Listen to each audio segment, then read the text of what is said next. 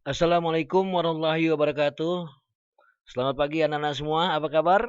Kita ketemu lagi, kita belajar bahasa Inggris bersama guru kalian Taufik Abdullah. Anak-anak semua, semoga kalian sehat semua di pandemi ini. Ayo kita baca Al-Fatihah, kita suratul Fatihah. Kita berharap pada Allah Subhanahu wa taala semoga pagi ini sampai dengan kita belajar kita dalam keadaan sehat walafiat dan Allah berikan kemudahan kepada kita semuanya. Hari ini tanggal 3 November 2020, hari Selasa. Al-Fatihah. A'udzubillahi minasyaitonirrajim. Bismillahirrahmanirrahim. Alhamdulillahirabbil alamin arrahmanirrahim maliki yaumiddin. Iyyaka na'budu wa iyyaka nasta'in shiratal mustaqim shiratal ladzina an'amta 'alaihim ghairil maghdubi 'alaihim waladdallin. Amin. Anak-anak semua, kalau kemarin kita mempelajari tentang recount text ya, tentu juga kita tahu recount text. Dan hari ini kita akan mempelajari satu materi yang disebut dengan simple past tense. Coba lihat apa itu simple past tense. Simple past tense ialah kalimat yang menerangkan kejadian waktu lampau. Ya, jadi kalimat ya yang menerangkan waktu lampau. Jadi kalau kita mau berbicara, wah ini waktu lampau nih, kita maka pakai past tense kalimatnya. Apa itu rumus past tense? Coba kita lihat, ini rumusnya ada yang positif, negatif, interrogatif. Positif artinya pernyataan yang tidak ada not-nya. Negatif ya pernyataan yang ada not-nya. Lihatin itu anak-anak semua, ada subjek ya, ada subjek ya, ada subjek. Di situ tertulis subjek plus verb 2. Verb itu kata kerja plus objek. Objek itu pelengkap. Kemudian yang negatif itu ada subjek plus did plus not verb 1 plus objek. Jadi ada verb itu ada verb 1, verb 2 dan verb 3. Kemudian anak-anak semua lagi interrogatif, yaitu bentuk bertanyanya. Ya, dimulai dengan kata-kata did sebagai kata bantu. Kemudian plus subjek plus verb 1 plus objek. Nah, itu rumusnya. Nanti kita jelaskan kembali. Kata keterangan. Jadi kalau past tense ini kata keterangannya satu adalah just now. Itu maknanya baru saja atau tadi. Yesterday kemarin. Last night semalam. Last week minggu lalu. Last month bulan lalu. Last year tahun lalu. Ya. Ini kata keterangan yang biasa dipakai ketika kita menggunakan atau memakai simple past tense. Jadi subjek, verb 2, objek. Nah, anak-anak, subjek. Subjek itu apa saja? Subjek, lihat kita rumusnya. Lihatin ada apa namanya pembahasannya. Coba kita lihat. Ya, itu ada positif subjek, verb 2 plus objek. Negatif juga sama, subjek plus did plus not, verb 1 plus objek. Interrogatif, did, subjek, verb 1, objek. Coba lihat. Subjek anak-anak itu bisa I, you, they, we, she, it. Yang 7 tuh. I, you, they, we, he, she, it. Jadi I, you, sama they, we. Ya kan? Dua orang tapi dua subjek. Nah, itu kata itu bisa menjadi subjek, pokok kalimat. Ya. I, you, they, we, he, she, it. Itu subjek. Bisa jadi pokok kalimat. Adanya di depan kalimat. Ya, subjek itu. Atau kita pakai nama orang. Boleh Ihsan, Hafiz, Fatimah, dan sebagainya. Ya, boleh di depan namanya. Kemudian anak-anak lihat. Verbnya, kata kerjanya. Contoh, verb 1. Ya, opened. Ya, verb 2-nya opened. Ditambahin ed. Ya, bacanya jangan opened, opened gitu. Verb 3-nya sama, opened. Jadi verb 1 open tanpa ed, verb 2 opened tambah ed, verb 3 opened tambah ed juga. Ingat bacanya jangan opened ya. Opened pakai t, opened. Nah, kemudian juga close. Bentuk kesatunya, bentuk keduanya closed. Jangan bacanya closed. Kita closodan, jangan. Closed, ya. Close sama. Stay, stayed, ya. Stay itu, ya stayed ya. Tambah ed ya. Di situ tulisan salah itu, ya. Harusnya stayed ya, tanpa a. Nah, ini adalah kata kerja beraturan anak-anak ya. Kenapa disebut beraturan? Karena perubahan dari bentuk ke satu ya ke bentuk kedua ke bentuk ketiga hanya tambah ed saja. Dan pada hari ini saya memberikan contoh yang gampang-gampang saja ya kan. Open, opened, opened. Saya bacanya demikian karena untuk menjelaskan. Cuma kalau dibacanya open, opened, opened. Close, closed, close. Stay, stayed, stayed. Ya. Nah, demikian anak. Kemudian juga kita lihat lagi. Ya, kita lagi penjelasannya. Kemudian kita lihat contohnya nih. Ya, kita contohnya. Coba liatin. Kita kalian positif. Rumusnya kan ada subjek, ada verb 2, ada objek. Ya, subjek plus verb 2 plus objek rumusnya. Kita mau bikin kalimat. Ya, contohnya adalah kita lihat tuh. Subjeknya kita tulis sebelah kanan itu he. Ya kan? Terus verb 2-nya kita pakai kata-kata open. Ya. Kemudian objeknya pelengkapnya the door. Jadi kalimat ini menjadi he opened the door. Dia membuka pintu. Subjeknya he, verb 2-nya opened, objeknya the door. Objek itu pelengkap, ya. Kalau kalimat nggak lengkap, nggak bagus. He opened the door. Jadi lengkap dia tuh.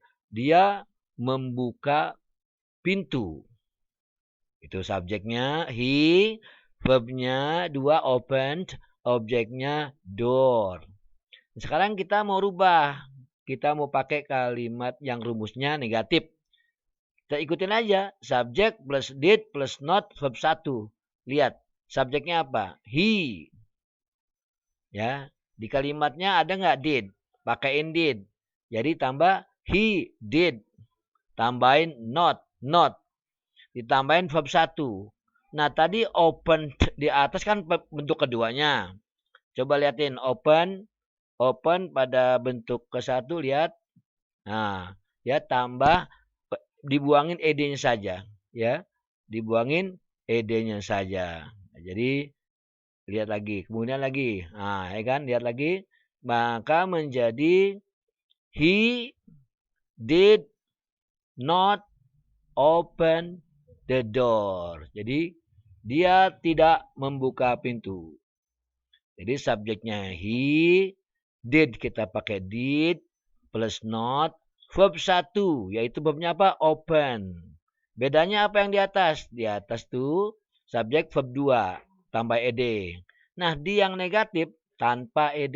Jadi he did not open the door kalimatnya. Kemudian interrogatif anak-anak semua. Lihat rumusnya pertama adalah dimulai kata did plus subjek plus verb 1 plus objek. Kita sudah tahu. Did sudah tahu, subjek sudah tahu, verb 1 sudah tahu, objek sudah tahu. Maka menjadi kita tulis lagi pertama yaitu did. Tulis did. Ya kan? Did itu. Did ya. Interrogatif did. Itu di situ baca didi ya. Itu kelebihan i. Ya. Kelebihan i harusnya did bukan didi. Ya. Subjeknya did plus subjek did plus subjek yaitu he plus verb 1 open plus objek the door. Maka menjadi did he open the door? Apakah dia sudah membuka pintu? Nah, jadi gitu anak-anak semua ya. Jadi past tense dia punya rumus 3 buat positif, buat negatif, dan buat interrogatif. Iya. Coba kita lihat lagi, kita ulangi bagaimana cara membuat kalimatnya. Kita lihat saja. Subjeknya kita tulis he, verbnya kita ambil opened, objeknya kita ambil the door. Maka menjadi he opened the door. Nah, itu yang positif. Yang negatif. Dari positif kita rubah negatif. Apa rumus pertamanya? Subjek. Subjeknya apa? He. He. Terus kemudian did. Ya, ada nggak data did? Nggak ada. Di rumusnya pakai langsung pakai did. Kemudian tambah dengan not. Kemudian plus lagi verb 1 yaitu apa? Open. Jadi diambil kata opened. Opened bentuk kedua, bentuk kesatunya open, yaitu tinggal membuang huruf akhir yaitu ed. Kemudian interrogative, ya. Interrogative itu diawali dengan kata-kata did, ya. Plus subjek, subjeknya he. Verb satunya open, objeknya the door, ya. Saya ingat katakan sekali lagi bahwa kalimat ini adalah bukan didi tapi did, ya, kelebihan. Demikian anak-anak semua, ya. Jadi hari ini adalah kita belajar yang namanya past tense. Kalau dilihat lagi past tense itu apa? Kalimat ialah kalimat yang menerangkan kejadian waktu lampau. Ya, kemudian juga di dalam kalimat kita memakai kata kerja bentuk satu, kedua, ketiga. Nah, dalam past tense kita memakai kata bentuk kedua saja. Kemudian rumusnya itu ada tiga, ya, positif, negatif, interrogatif. Lihatin aja rumusnya, ya. Kemudian ada rumus, ada subjek. Subjek apa sih subjek? Subjek adalah pokok kalimat. Jadi pokok kalimat itu bisa yang 7 tadi. Ayu, Dewi, he, she, it.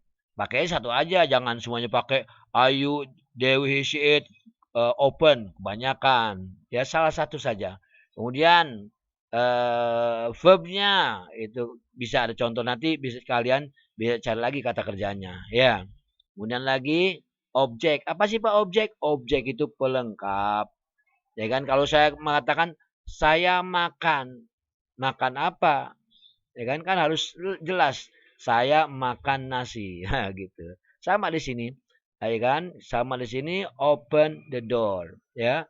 He open the door. He sebagai subjek, open sebagai verb kedua, the door sebagai objek. Nah, demikian anak-anak semua. Ya, mudah-mudahan kalian paham. Kalau nggak paham, kalian putar lagi dan putar lagi sampai kalian paham. Ya. Nah, tentunya di dalam pelajaran ini pada akhirnya kalian juga harus latihan merubah dari kalimat negatif, positif, interrogatif ataupun sebaliknya. Ya, coba lihat kita latihan hari ini. Ya, ada latihan. Nah, di sini latihan. Ya, latihan. Rubahlah kalimat di bawah ini sesuai tanda. Lihatin yang di atas nomor 1. Dian stayed at home during pandemi. Kalimat di atas itu adalah positif. Kalian rubah ke bentuk negatif dan interrogatif. Ya, kalian rubahnya apa? Kalimat negatif dan interrogatif. Negatif apa permulaannya? Nah, tinggal ikutin rumus, ya. Kemudian interrogatif, apa permulanya? Rumusnya ikuti saja. Kemudian nomor 2, he did not close the window. Itu kalimat di atas adalah negatif. Kalian rubah ke positif. Lihat positif rumusnya apa. Tinggal ngambil-ngambil saja. Yang tidak dibutuhkan kalian buang saja, artinya tidak dimasukkan. Mau juga interrogatif. Mulainya apa interrogatif? Lihat rumusnya. Yang ketiga, did they clean the floor? Apakah mereka membersihkan lantai? Kalimat itu interrogatif. Yang kalian bikin adalah kalimat positif dan interrogatif. Lihat rumusnya. Ya, pelan-pelan dan sebagainya. Baiklah anak-anak semua, ya. Ini latihan 3, ya. 3 soal ada 6 latihan jawaban. Jadi kalian coba latih dan sebagainya. Seperti biasa, jawaban ini ditulis pada kertas ulangan, ya. Pada kertas ulangan yang tentunya nanti akan kalian kumpulkan, ya, pada saat ada informasi yang disampaikan. Jangan lupa belajar dengan giat. Semoga di hari-hari ini bulan November, Desember sudah pas, ya. Sudah pas, sudah ulangan, ya, akhir semester. Jadi kalian harus siap-siap dan tetap saja di rumah. Kalau emang tidak perlu keluar, jangan keluar. Santai saja, ya. Jangan lupa sholat, ngaji, isi waktu-waktu kalian dengan sebaik-baiknya. Ya, Mari sebelum kita tutup, kita baca surah Wal Asri. Surah Al Asri dimulai. Bismillahirrahmanirrahim. Wal Asri innal insana lafi husrin illa ladina amanu wa amilus solihati wa tawassaw bil haqqi wa tawassaw bisabr. Terima kasih. Assalamualaikum warahmatullahi wabarakatuh.